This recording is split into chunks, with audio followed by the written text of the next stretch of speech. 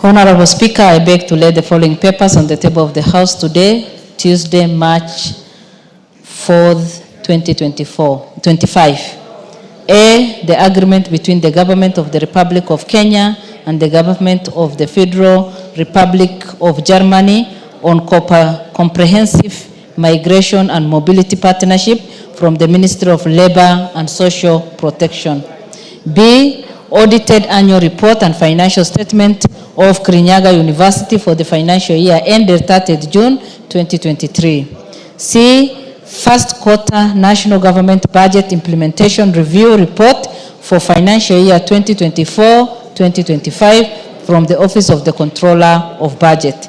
D, the fourth medium-term plan MTP 2023-2027, including MTP 4, booklet MTP 5, popular version booklet, national reporting indicator, handbook of the MTP 4 and MTP 5, QR codes from the National Treasury and Economic Planning. E, fourth quarterly report of the Ethics and Anti-Corruption Commission for the year ended 2024 from the Office of the Attorney General of Department of Justice. F, annual report for the financial year 2023-2024 from the Judicial Service Commission. G, annual report of the financial year 2022-2023 from the National Cohesion and Integration Commission.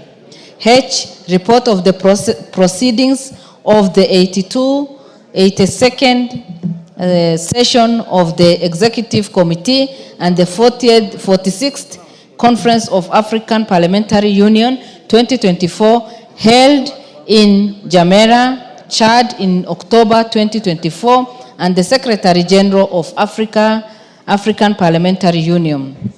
I, reports of the Auditor General and financial statement of the years ended 30th June 2021, 30th June 2022, 30th June 2023, and the certificates therein in respect of 1. AIC Itoleni Girls Secondary School, 2. Bishop Abiero Shaurimoyo Secondary School, 3. Canon Kuturi Secondary School, D. Dr. Agre High School,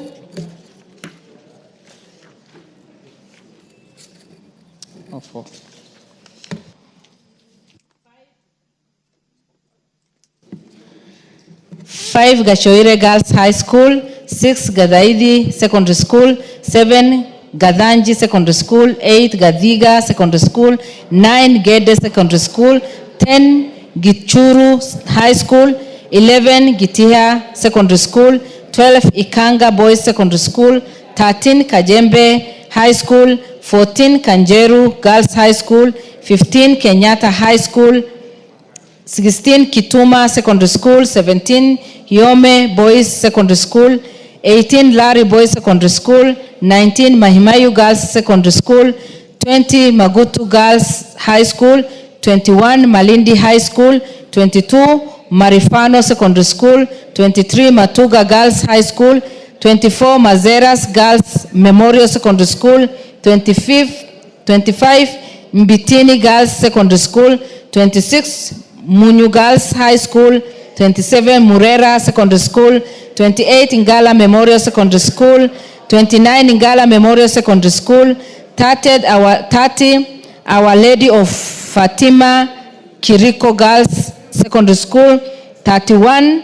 Sane Girls Secondary School, 32. Senior Chief Mwangeka Girls Secondary School, 33. Shimolatewa School, 34. St. Mary's Girls High School, Igoji, 35. St. John's Girls Secondary School, Kilifi, 36. St.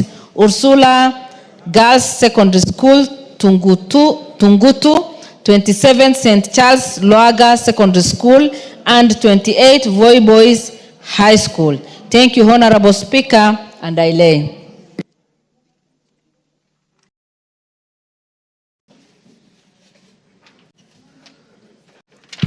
Before I go to the next order, allow me to recognize the following schools who are seated in the public gallery. Kamongoso Secondary School from Bomet Central Constituency, Bomet County. Riara Springs School from Embakasi South constituency, Nairobi County. Kangwanja Primary School from Maithioya constituency in Murang'a County. I think I'll call upon the member for Bomet Central to welcome them on our behalf.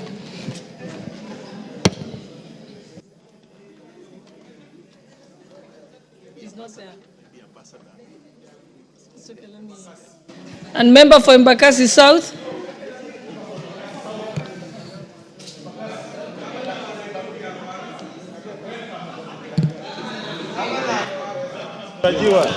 In my party. Welcome the schools on our behalf. Thank you very much, and Madam there's a school Speaker. from Embakasi South called Riara Springs School. Thank you very much, Madam Speaker. On behalf of Mheshimiwa Mawathe, I want to take this opportunity to welcome the students from Embakasi South constituency, and I want to give you a word of advice as our children that education is the key to success. The roots of education are so bitter, but the fruits are so sweet. Remember, boys and girls, when you are in school, right now focus on books and pens.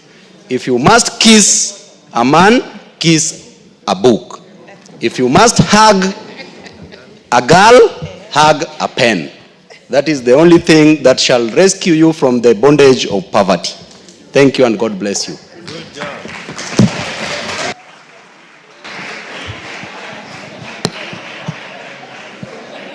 Okay, thank you.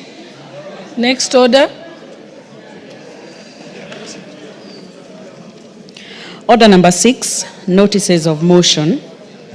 Order number 7, questions and statements.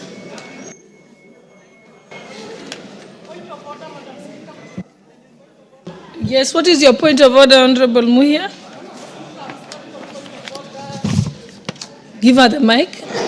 Honorable Speaker, I'm starting on point of order number 31. Speaking of how can Parliament continue with the normal business while doctors are studying outside, the patients are in the hospitals and they are not being attended. And this strike have been going on for the last 4 months. So, Honorable Speaker, I'm seeking if the House can adjourn and discuss these matters of national importance of doctors, nurses strike. At 5. You should have brought it in before we started the session so that you can ask for an adjournment motion to discuss a matter of great importance. So you needed to have had it in writing, requesting the adjournment. I would have approved it and then I would have allowed you to do it later today. But I think now it's too late. Yes, leadership? Yes. Yes, Honorable Baya. Then I'll also give you a chance, Honorable Osoro. Thank you, Honorable Speaker. Honorable Speaker, you know, the Honorable member who shifted from her desk to the other area has been in this Parliament for long. And she knows very well that if you must adjourn Parliament, there's a procedure that must be followed to do that. And it is that procedure that we request her to do that. So if things are happening in this country that you're not happy about, the people of Kipipiri elected you to use parliamentary procedure to actually do the right thing instead of trying to play to the gallery on matters that are important. I would wish that you bring that because we also want to debate it, but do it in the most civilized way so that we are able to have an opportunity to that. Honorable Speaker. That's what I told her, but not in as harsh the words. Yes, Honorable Muhia. Honorable Speaker, is the honorable member in order to say I'm not acting civilized and the members or the people of Kipipiri are watching. Honorable Speaker, I was walking to Parliament and I found the doctors and the nurses at the main gate. So obviously this is a matter of national importance and I would go with your guidance, Honorable Speaker, that I put the adjournment motion urgently tomorrow and I'm sure you guarantee. Yes, thank you. Honorable Osoro, yes? Honorable Speaker, it's indeed true that some doctors are outside there, like the Honorable Muya said, and it's within the right of every Kenyan under Article 119 to petition the National Assembly on any matter that is of national importance. The doctors, with the information I have, Honorable Speaker, is that they've brought a petition before this House.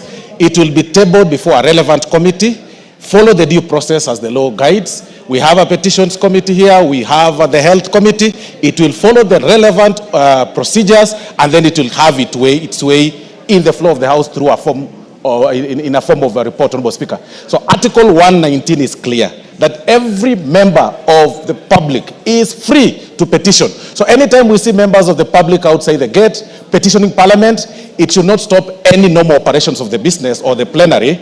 They will petition the floor, the House, relevant committees will take up, and then they'll table the report, and then we'll debate. I beg to submit, Honorable Speaker. Thank you. Yes, Honorable Member, yes, you can give him the mic. Yes. Mm-hmm. Hold on one, let him, yes, proceed. You don't have a mic. Give him the mic. Thank you, Madam Speaker. I wish to also support my colleague here on the issue that she has raised. Right now, when we're walking into Parliament, we found the doctors and so many other health workers who are protesting that, and they've been on strike for the last 4 months.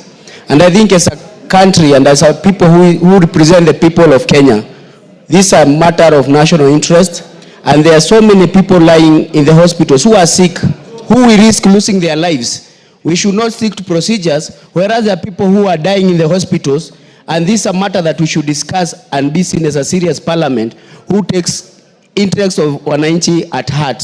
This, I think, we should support her in seeking adjournment of Parliament business and discuss that matter as a matter of urgency. No, there is nothing formal about people losing their lives. Yes. Honorable member,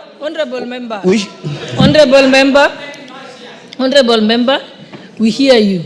But all I've said, I haven't said it's not a matter of national importance. I have even told her it is, and therefore she must bring a substantive motion to the House, and she can even deliver it tomorrow morning, and I will approve it. And then she'll be able to ventilate, and the rest of the House to ventilate on it properly and in an orderly fashion, because we can't get solutions for it if we don't do it in the right manner. So we should wait for people to continue dying as we wait for the procedure. Honorable Chepkonga, what's your point of order? Thank you very much, Madam Speaker. I rise pursuant to Standing Order number 83. Madam Speaker, just to inform this House that the right to picket is contained in Article 37 of the Constitution. So there is nothing wrong with anyone who is picketing outside there. In fact, the reason why they came here is so that we can apply Article 95 of the Constitution, Madam Speaker, that provides that members of Parliament resolve issues that are of concern to the people. Madam Speaker, when you see people outside here, they have brought petitions. Those petitions will be submitted to us. We will consider the petition, it will go to the relevant committee, and the matter will be resolved. It is not a matter of a talk show, Madam Speaker. It is a constitutional fundamental right of every Kenyan to picket peacefully without causing, and in fact when they are here, Madam Speaker, they are just expressing themselves. In fact, I saw them, and some of them were greeting me, and I was telling them we are attending to their issues. And Madam Speaker, in fact, I am working on a bill which will be coming shortly to this House, an amendment to resolve some of these issues that we are having in the streets, Madam Speaker. It is, and to resolve issues that are of concern to the people. We cannot just wait to see people just picketing here and they just walk away home without us resolving the issues. It is not a matter of talking. It is a matter of resolving issues. I think we are in agreement there. Let's not flog a dead horse.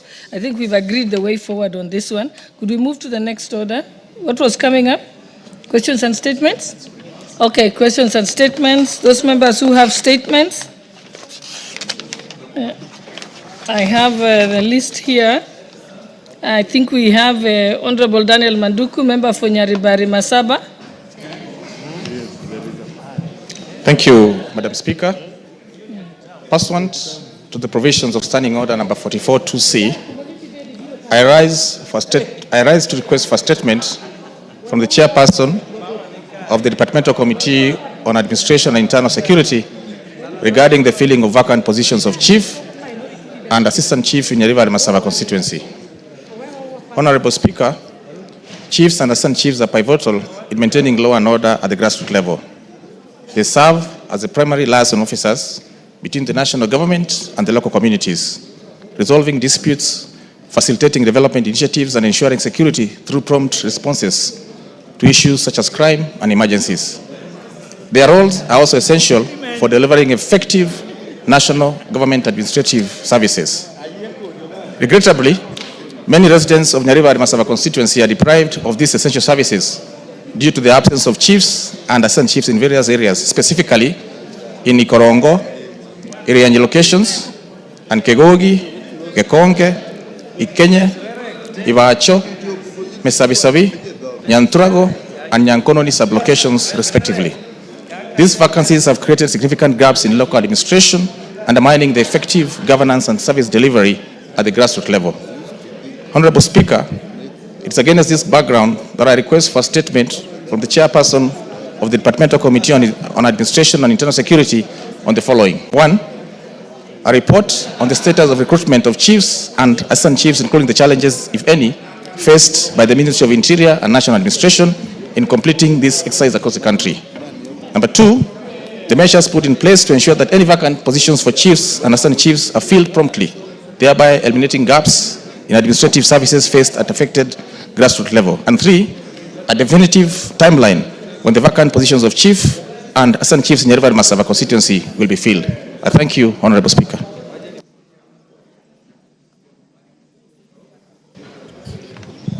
I think that will be attended to by the Committee on Administration and Internal Security. So let's move to the next statement. Being requested by Honorable Mumina Bonaya, MP for Isiolo County.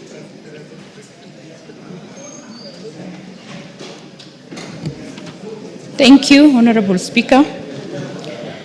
Honorable Speaker, pursuant to the provision of Standing Order 44-2C, I rise to request for a statement from the chairperson of the Departmental Committee on Education regarding approval of junior secondary schools in Isiolo County. Honorable Speaker, the transition to grade 9 in most parts of the country has been fairly smooth and seamless due to the concerted efforts in infrastructure development by both state and non-state actors. Despite these positive developments, Isiolo County remains concerned about the delay in approval of 18 junior secondary schools submitted to the Ministry of Education in March 2024 as listed below. 1, Yakbarsati, 2, Abagarse, 3, Merti South Muslim Girls Academy, 4, Our Situ, 5, Kubimatamuha, 6, Merti School for the Deaf, 7, Com New, 8, Mogore, 9, Bahari Girls Primary School, 10, Makarim Primary School, 11, Parkuk Junior Secondary School, 12, Longopito Primary School, 13, Kawalash Primary School, 14, Pakishon Junior Secondary School, 15, Rumate Junior Secondary School, 16, Lengewenyi Junior Secondary School, 17, Mataarba, and 18, Dololodahie. Honorable Speaker, the delayed approval is causing significant hardship as learners are forced to walk long distances to neighboring schools approved to host junior secondary schools, leading to increased dropout rates.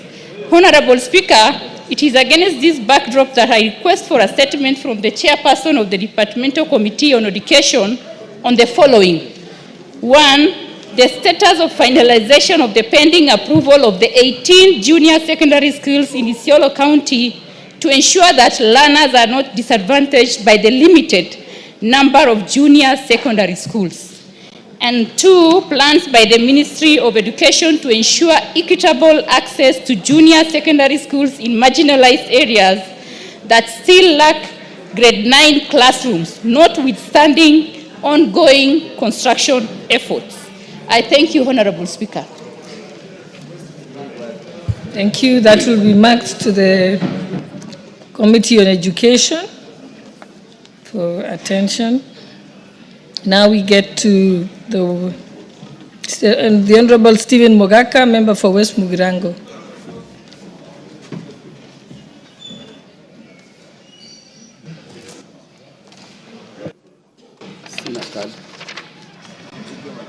Thank you, Madam Speaker, for giving me this opportunity to request for a statement regarding the salary enhancement for teachers in municipalities and in particular Nyamira municipalities.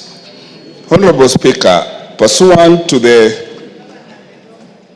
provisions of Standing Order number 44-2C, I wish to request for a statement from the Chairman of the Department Committee on Education regarding the status of salary enhancement for teachers in Nyamira municipality. Madam Speaker, in 2021, the Teacher Service Commission signed a collective bargaining agreement, CBA, setting out the terms and conditions of service for teachers. The agreement provided inter alia for enhanced house allowance for teachers in municipalities. In 2024, Madam Speaker, Nyamira County was gazetted several municipal areas including Nyamira Town, Tinga, Nyamaya, Miruka, Kebirigo, Ekerenyo, and Keroka as municipalities. Despite the gazettement of these areas as falling within the municipalities, teachers working in schools within these localities are yet to receive an enhanced salary and allowances as agreed in the collective bargaining agreement. This has negatively affected their welfare and morale, which risks compromising the quality of education within these areas. Madam Speaker, it is against this background that I request for a statement from the chairperson of the Departmental Committee on Education on the following. 1, a report on the status of implementation of enhancement of salaries and allowances for teachers in Nyamira municipality, and 2, steps being taken by the government to ensure that the teachers within the municipality receive appropriate remuneration adjustments in line with the urban classifications and the expected timelines. I thank you, Madam Speaker. Mr. Speaker, not Madam Speaker. I apologize for not seeing Mr. Speaker. Thank you so much. Thank you. Education. You have made an undertaking on their behalf, yeah? Honorable Speaker, I don't know how the practice is, but ordinarily you should make an undertaking on. Is seeking a ministerial statement. Provision Standing Order, following statement will be requested. Yeah, Honorable Speaker, the chair for education and so many other chairs are out of town for... You take responsibility for them because you're the chief whip for the ruling party, the majority party. So I commit to have the answer. When? We give it 21 days, Honorable Speaker. Oh, no. Honorable Mogaka. He is okay with 21 days, Honorable Speaker. No. He's saying that he's going to give this ministerial answer and make an undertaking in 21 days. I thought that was a bit too long. That is... Honorable Osoro, this is not a matter between two Kisii MPs and... Okay, or a Kisii MP and... Honorable Speaker, I commit, he's my brother. Okay, and, I direct that you have this answer within 2 weeks, yes. Much obliged. Okay.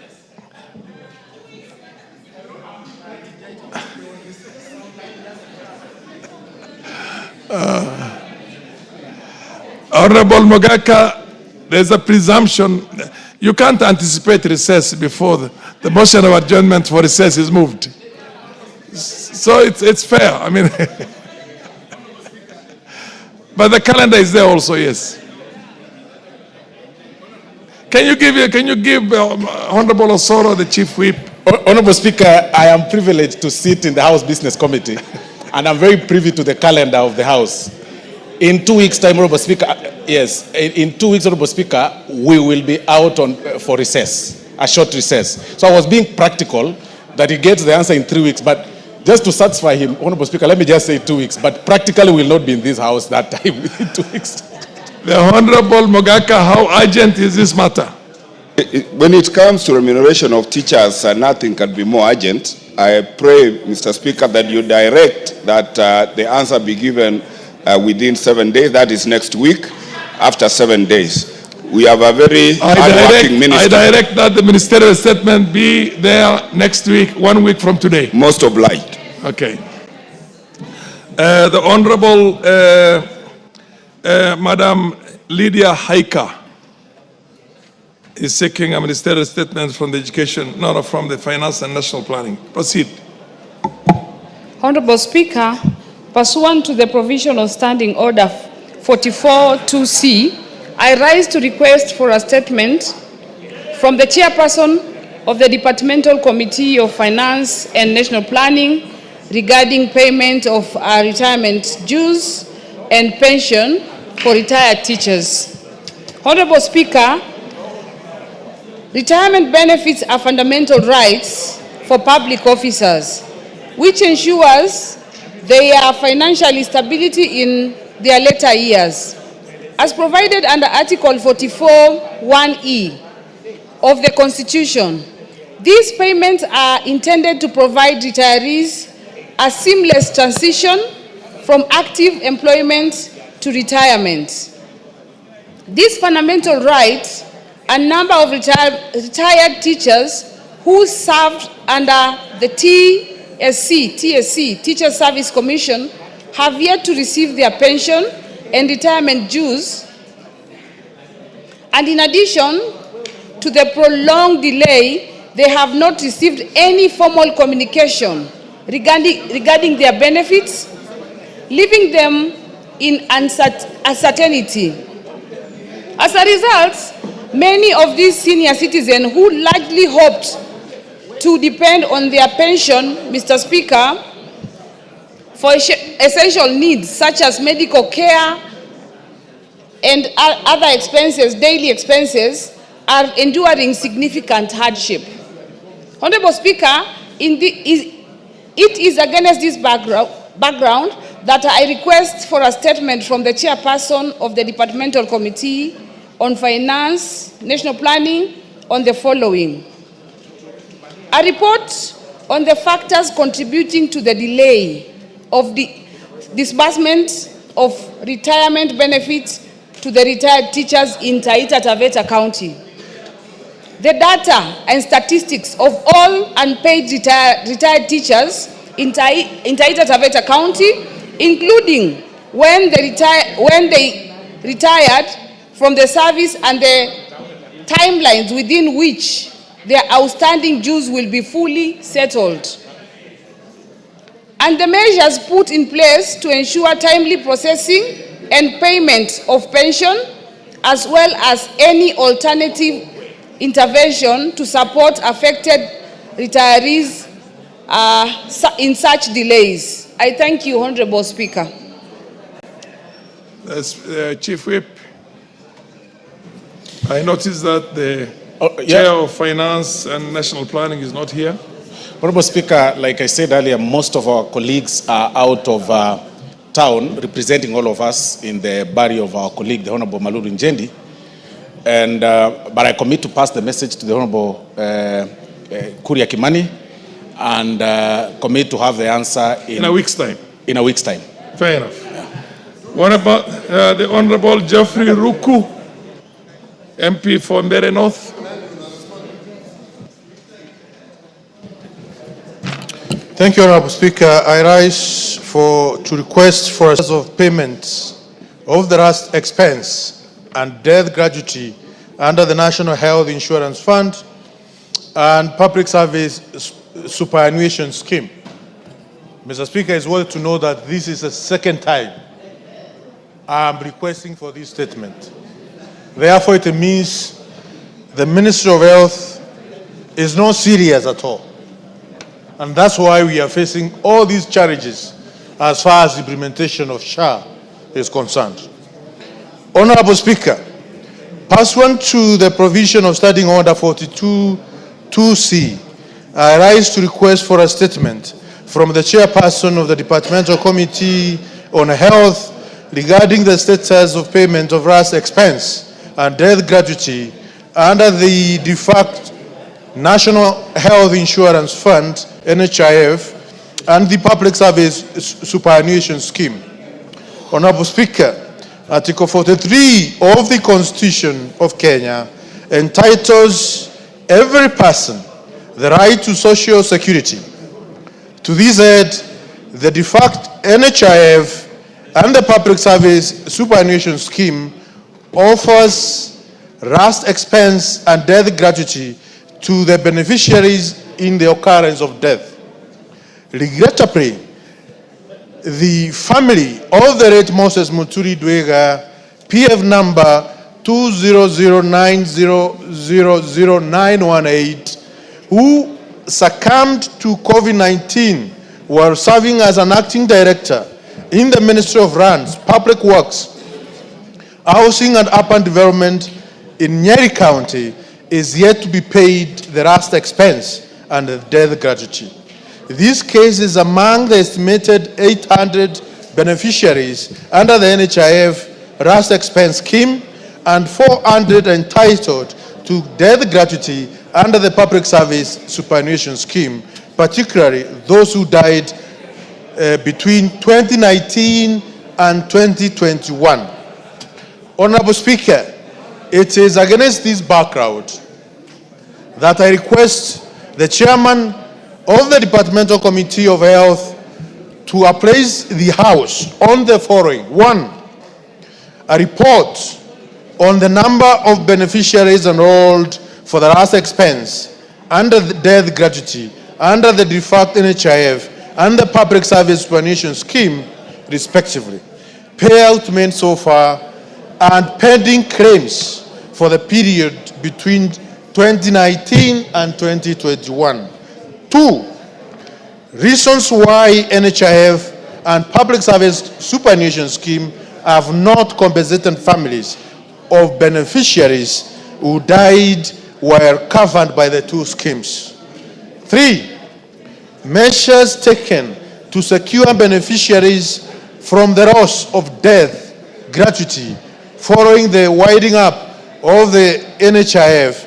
And 4, the plans and timelines for immediate remittance of RAS expense and death gratuity to the affected beneficiaries and families, particularly the family of the late Moses Muturi Dwega of PF number 20090000918.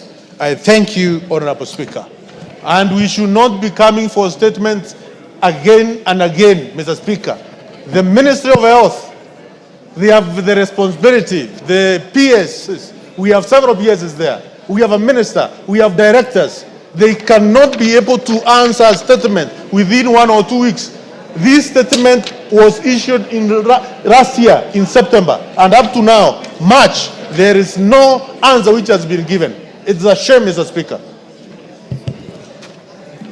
The Honorable, is it Osoro or Baya who is going to be?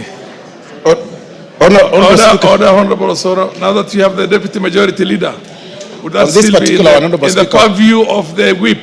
Yeah. On this particular one, Honorable Speaker, without really letting the cat out of the bag, I do not really want to disappoint the Honorable Rocco, but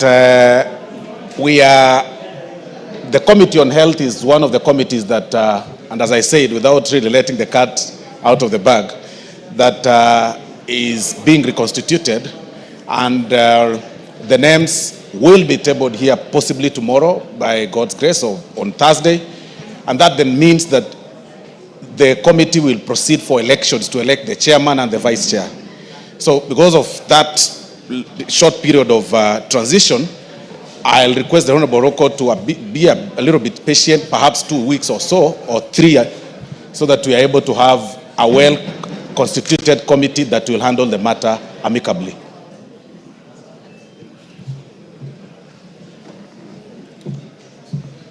Fair enough. You say that the answer will be available in 2 weeks' time? 2 weeks, basically, the presumption is this week. Before the end of next week, you have it. Then we'll not have gone for recess yet. I want to be very practical. With the reconstitution of the committee, then it means they have to do elections within 7 days. If the names will be tabled on Wednesday or Thursday, we give them 7 days to reconstitute, to do elections of the chair and the vice chair. And then now, setting their agendas and such will require practically 3 weeks. Because also there is a session, we also do not want to lie to our colleague and tell him, in a week's time you'll have the answer. When we practically know that there is no committee on health, it is part of the committees that will be reconstituted by Thursday, and then they proceed for elections within 7 days. And the question is directed to the chairman. Yes, the Honorable Ruku. Honorable Speaker, as I have mentioned, this is not a new statement. I have not changed even the wordings. And therefore it means the bureaucrats at the Ministry of Health, they have full information. They should give a direction, Honorable Speaker, that the clerk of this House can direct the Ministry of Health. As soon as the committee is constituted, they are able to transmit the answers of the 4 questions asked in this statement with immediate effect. Because it's a statement which has been with the ministry from September last year to now. I thank you, Honorable Speaker. Yes, the Honorable Bayer. I hear Honorable Roku's frustration, and I share in his frustration. And I want to commit that in 2 weeks' time, Honorable Ruku, you will have a statement that answers the questions that you raise. Much obliged, Mr. Speaker. Yes, the Honorable Member of Parliament for Kajiado North. Thank you, Mr. Speaker. Mr. Speaker, through Standing Order number 1, I also want to request you that some of the issues that have been raised, 3 of them, some of the 3 statements that have come, 4 actually, including the one on security, are issues that cross-cut. Continuously, now the Office of the Majority Leader does not provide when the CSS are going to come before this House, because some of the issues that are coming up, we should put the specific CSS and those PSS to task. And because we have an opportunity to call the PS, since this session started, the Majority Leader has not provided a schedule. Because, Mr. Speaker, for instance, the issue of pensions has become a thorn in the flesh, and continuously the CS does not reply to letters that are coming before this House. Likewise, this issue that the Honorable Ruku has raised, I wrote a letter, but it was dropped down because the question that he had was before his. So I want to request you that the Office of the Majority Leader, even as you do your many things around the country, you also need to take the work of this National Assembly very serious, so that you provide the schedule. It is your role. Especially the Honorable Wenbai, you are constituting committees, you are forgetting that you have a bigger job to make sure that the CSS come before this House. Fair enough. I direct that this statement be delivered within 2 weeks. Within 2 weeks, which means in the course of next week. Much obliged, Honorable Speaker, but I also want to tell the Honorable Gogoyo that CSs will only come to this House if there are questions, not statements. And what the Honorable Ruku has presented is a request for a statement, which is brought to this House through a certain process, a procedure. So if the Honorable, the Honorable Gogoyo is one new member who has refused to learn procedure. I don't know how he was in high school, but I have my doubts. But I want to say this, Honorable Gogoyo, you don't write a letter to Parliament.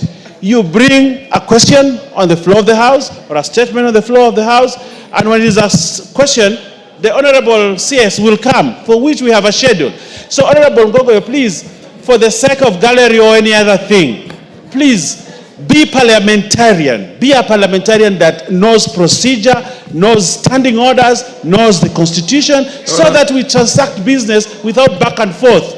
You owe this House the duty of care that we move forward instead of just bringing things, feigning ignorance of the standing orders that are here. Please, we want to move forward. That ignorance does not help this house. Neither does it help you, neither does it help you on the ground. It makes you look very bad by your people knowing that you know nothing about the proceedings of this house. Order, Honorable Deputy Majority Leader.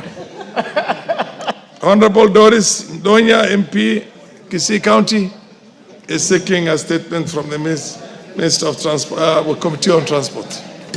Okay, thank you, Mr. Speaker. I request for a statement regarding the utilization of the fuel levy fund. Honorable Speaker, pursuant to the provisions of Standing Order 42C, I rise to request for a statement from the chairperson of the Departmental Committee on Transport and Infrastructure regarding the utilization of the fuel levy fund on maintenance, rehabilitation and development of the country's road network. Honorable Speaker, the fuel levy, also known as the Road Maintenance Levy Fund, is primarily used to finance the maintenance, rehabilitation and development of the country's road network. This levy is collected per liter of fuel consumed. I repeat, this levy is collected per liter of fuel consumed. Recent increases in the levy have been implemented to address a significant backlog in road maintenance and to settle debts owed to road contractors. Honorable Speaker, even though 80% of the fuel levy is sourced from road users, the condition of most roads across the country remains poor, characterized by potholes, inadequate drainage, and stalled projects. The public rightfully expresses that the revenue from the fuel levy should lead to improved road infrastructure. However, this expectation has not been met. Concerns have been raised regarding the accountability of the relevant ministry in allocation and disbursement of these funds, including skewed distributions across the country. Honorable Speaker, it is against this background that I request for a statement from the chairperson of the Departmental Committee on Transport and Infrastructure on the following. 1. A report on the total collection and use of fuel levy for the maintenance, rehabilitation, and development of the country's road network over the past 3 years, including details of the specific roads. Steps implemented by the ministry to ensure transparency and accountability in the expenditure of the fuel levy fund. 3. The criteria used to prioritize road maintenance and construction projects funded from the fuel levy. 4. Measures put in place to ensure timely completion of road projects funded from the fuel levy. And last, the status of disbursement of fuel levy fund between the national and county governments, and whether counties are sufficiently funded to maintain the roads under their jurisdiction. Thank you, Mr. Speaker. Mr. Speaker, I don't know if I can make one statement about this. I've asked for 5 statements in this House. I've been given null and void answers. For this one, I will wish the Committee on Infrastructure to give me an example of a road in Kisii which has been maintained last year from the fuel levy, because all the roads in Kisii, majority of them in Kisii County, are in a bad state. Thank you, Mr. Speaker. Yes, Honorable Bayer, the Deputy Majority Leader. Honorable Speaker, while I acknowledge that we may have to give us 2 weeks to sort out her issue, and which is actually in order, the period that we will request is 2 weeks, and we'll ensure that the Committee for Transport responds to your energy and both energy and transport, response to your question. But also, Honorable Speaker, just to let my good sister, very able women rep from Kisii, who has handled lions and gorillas, that you do not debate your own statement if you've read it. We have heard, very clear. But procedure is very clear that you don't start debating a statement that you just have read. Simple procedure of the House. We've heard you, and don't debate your statement. Thank you. Order, my majority leader. Order.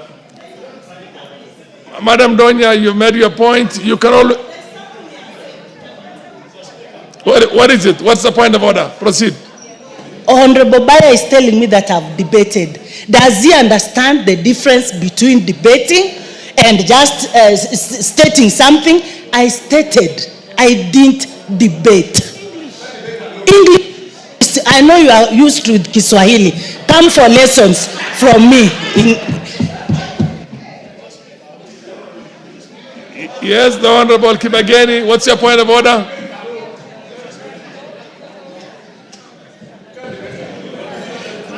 Thank you, Honorable Speaker. It is becoming increasingly concerning that the majority leader continually belittles concerns of members here and tries to hide behind standing orders and procedures. And I can see he's not even listening. I'm glad that he's being informed in Kiswahili so that he can get to understand. Order, Honorable Osoro. Order. You are in the leadership of the parliament and there's an important issue being raised and questions directed at you or concerns, and both of you are engaged in another small kamukunji. Proceed, Kibageni, and listen to what Kibageni raises, the concerns. Yeah.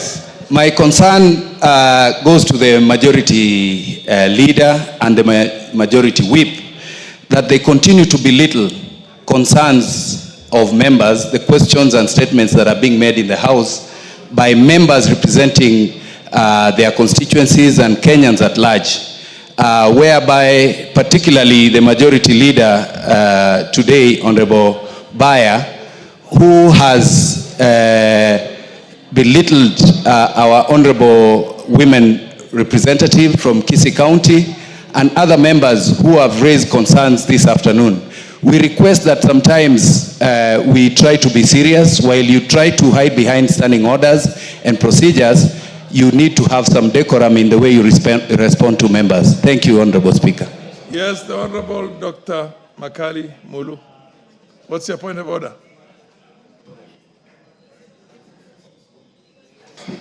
Yeah, thank you very much, Honorable Speaker, for this opportunity. Honorable Speaker, I want to raise two issues where I would be pleading for your direction.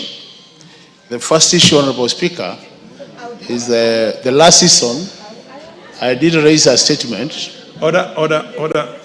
Let's dispose of the business that's before us, which is the Honorable Donya's request for a statement. Baya, you haven't given a concrete undertaking on when you'll have the statement ready. Can you say it again if the chair has not heard you? When will you have the statement ready? I think, Honorable Speaker, very clear that we'll do it in 2 weeks, and the Honorable Lady agreed. In 2 weeks' time, I will inform the committee of... Within 2 weeks, because after 2 weeks, the House will be in recess, which means by next week you have to do. Yeah, but the report will be ready. Okay, fair enough. The statement will be ready. Okay. Thank you, Honorable Speaker, and thank you. Yes, now I can take the point of order by the Honorable Makali Muru. Proceed. What's your point of order? Yeah, Honorable Speaker, I was saying I wanted. And I plead with the chair, with the majority leader and the majority whip, to please listen to the honorable members so that you can respond appropriately. Proceed, Makali Mulu. Oh, yeah. Honorable Speaker, I want to raise two issues which I want your direction on. The first issue, Honorable Speaker, is that during the immediate last season, raised a question relating to a young man who was electrocuted. And we did agree, the chair of the Committee of Energy, that the statement from the ministry was not good enough. And there was need to have a meeting between the CS, the committee, and myself. That has not happened up to now. So I would want to hear, do I now raise a question again, or do we now, what is the way forward? The second matter, Honorable Speaker, is when we went for the parliamentary retreat in Naivasha, the CS Treasury made a presentation. And in the same time, he gave a commitment that before the end of the month of February, he will have released money for CDF. More so for bursaries, Honorable Speaker. Honorable Speaker, now we are 4th March, 2025. And unless I'm not well updated, I don't think any money has been released to the constituencies. I know the select committee time has elapsed, but we have the leadership of this House, the majority leader. How I wish, Honorable Speaker, that we could be updated on where we are. Why am I raising this matter, Honorable Speaker? Is because I think, Honorable Speaker, the executive has started taking this House for a ride. They give commitments in terms of timelines, they never honor them. I don't know for how long are we going to continue this way, Honorable Speaker. And if we don't really act on some of these issues, Honorable Speaker, this House will become very powerless and will just become a talk show, which I would really want to avoid, Honorable Speaker. So maybe, Honorable Speaker, those two issues I could be updated on or responded to through your office, Honorable Speaker. I really appreciate. Thank you, Honorable Speaker, for the time. On the first one, regarding the statement that you sought from the Committee on Energy, am I right? They have lapsed, so you have to reintroduce it again. Unfortunately, that's the rules. It was, come again? The question was responded to, but we were in agreement that it wasn't good enough in terms of So the chair at that so time the had chair directed had committed that you should meet. to have a round table meeting either. Okay. Yes. Whip, can you give an undertaking on that round table meeting between the Member of Parliament, the committee, and the Energy Ministry? Honorable Speaker, similarly, just like I said in the earlier statement, while again I do not want to let the cat out of the bag, the Committee on Energy is again one of the committees that is being reconstituted afresh. And the tables, the names of the members will be tabled here tomorrow or Thursday, Honorable Speaker, if the House Business Committee sits tomorrow. So I want to commit to the Honorable Makali Mulu that